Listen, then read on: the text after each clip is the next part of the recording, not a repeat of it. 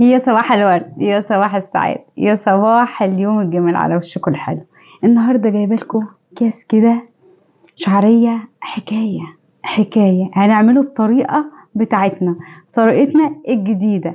عندنا مج من الشعريه، معلقه من كريم الشانتيه، مج من اللبن او الحليب، ومعانا العامل الاساسي 3 معالق من العسل الاسود، ومعايا كيس كريم كراميل ومعلقه سمنه على النار. يلا نشوف هنعمل ايه. يلا بينا يلا بينا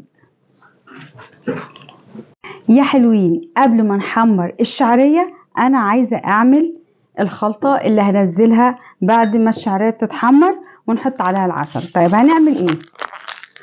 معايا كيس اهو كريم كراميل على مج اللبن او الحليب، وانزلي بيه كله يا ست البنات.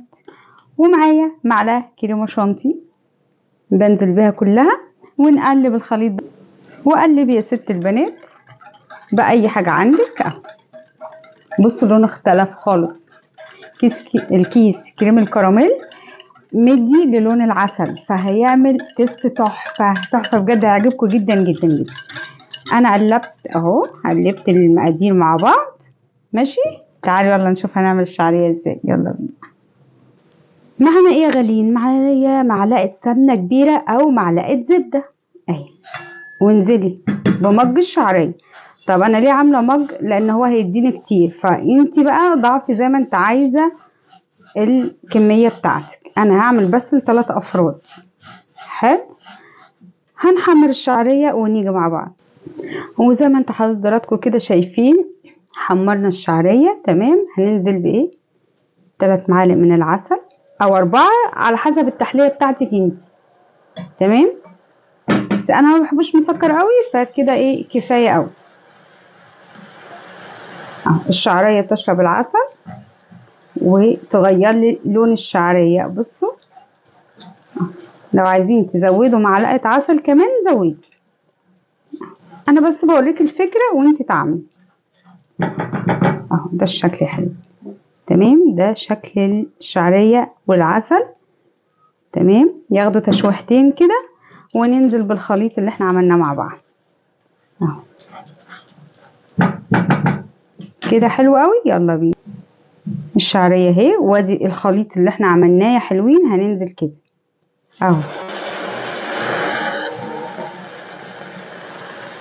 احلى حبه شعريه هتعملهم النهارده، احلى حاجه حلوه هتعمليها النهارده. طب هعمل ايه تاني؟ انا هسيب الخليط بتاعي 7 دقايق على نار وسط، على نار وسط تمام. ونرجع نقدم مع بعض بعد ما يستوي. يلا بينا. وده الشكل يا حلوين. بصوا الجمال. احتاجت نص مج من الميه حطي، او حطي لبن اللي انت عايزاه. تمام، انا حطيت نص مج من الميه تمام عشان يستوي. ويلا نقدم مع بعض. ورجعت معاكم تاني ومعايا الشعريه. ريحه العسل بامانه تجنن. بصوا